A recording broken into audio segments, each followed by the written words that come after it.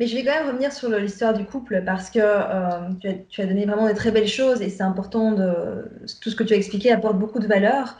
Maintenant, je reviens encore avec cette histoire de couple dans le sens où, tu sais, tu parles donc de ne pas convaincre mais de prouver.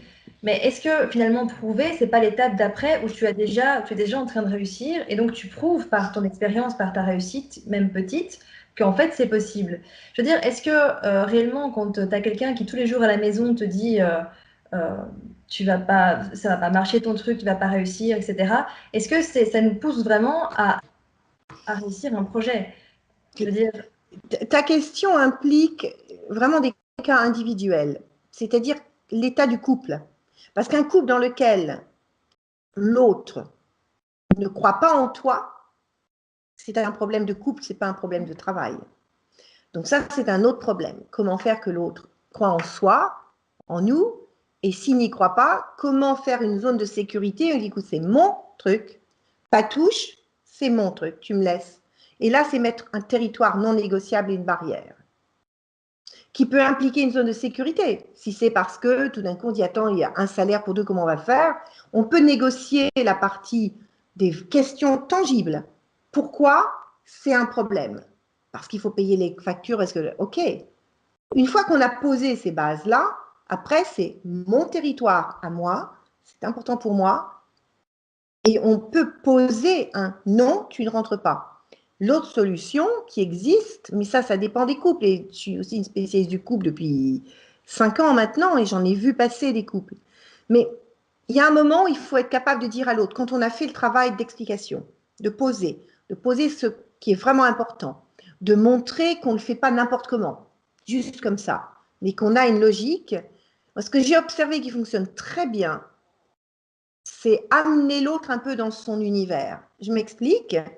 On a envie, par exemple, de devenir une super web entrepreneuse. Il y a des moments où il y a des réunions, il y a des conférences, etc., avec des gens qui ont réussi, des gens qui démarrent. Il va dire peut-être à son conjoint, je t'invite ce week-end, j'adorerais avoir ton retour.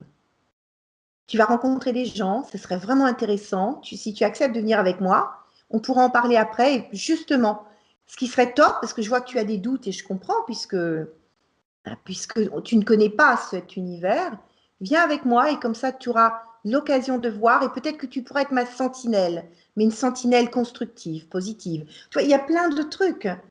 Mais d'abord, c'est poser les bases solides de ce qui fait que l'autre, peut-être de façon légitime, a peur.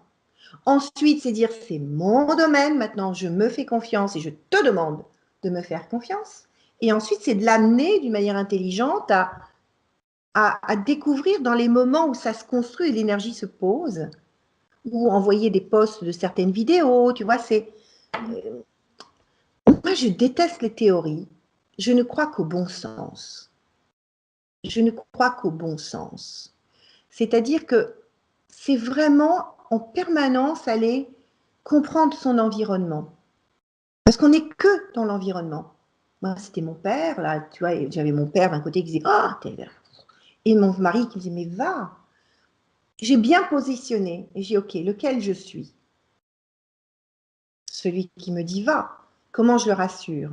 Je l'ai emmené à l'Académie Zéro Limite chez Martin, par exemple, la première académie de Martin La Tulipe. Et pourquoi? Parce que il va comprendre là où je vais.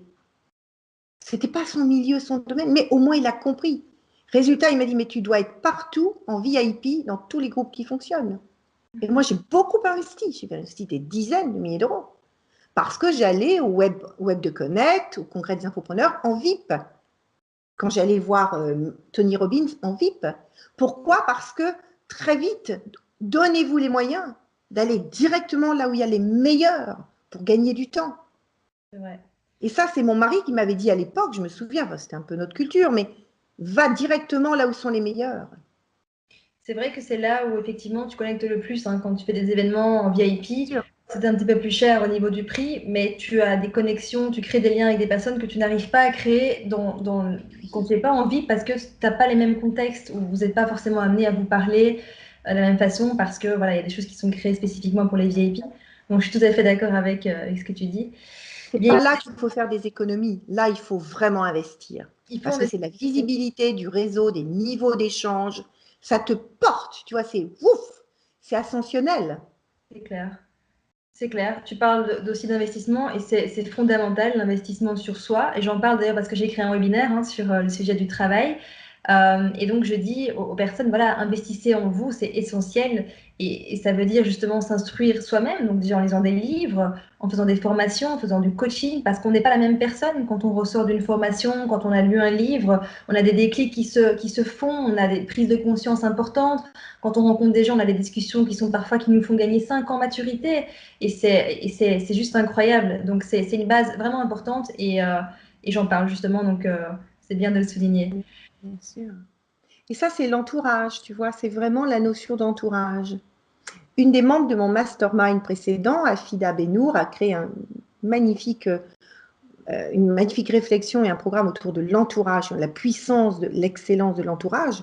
Et c'est vrai que quand on voit bien, c'est le, comment dire, on dit souvent on est la moyenne des 5 personnes qu'on contacte le plus. Dans notre quotidien, c'est un peu l'historique.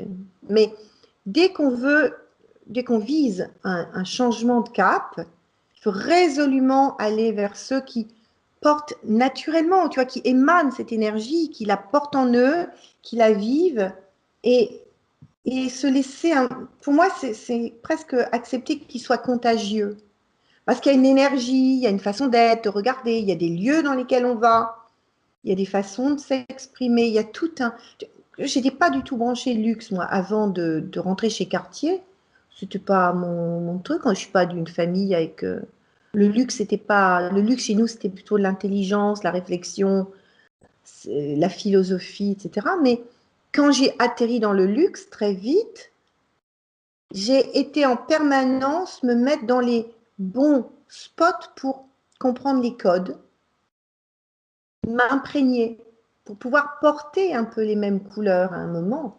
Donc, quel que soit le milieu vers lequel on va, ça, aller vers quelque chose qui vous correspond vraiment, parce que si vous êtes en porte-à-faux, vous serez mal. Moi, ça correspondait à un certain nombre de codes, de plaisir, d'hédonisme, etc. Mais je suis allée vraiment me glisser pour les entendre, les observer, m'imprégner. Sur le web, j'ai fait pareil. Et c'est toujours considérer que le milieu dans lequel on va se diriger, c'est un milieu avec des codes, avec des personnes, avec un historique, avec des projections sur ce vers quoi on a envie d'aller. Et c'est aller s'imprégner de ça. C'est très important. Si tu veux, c'est gagner en culture, en langage, en compréhension, en repère, qui fait quoi,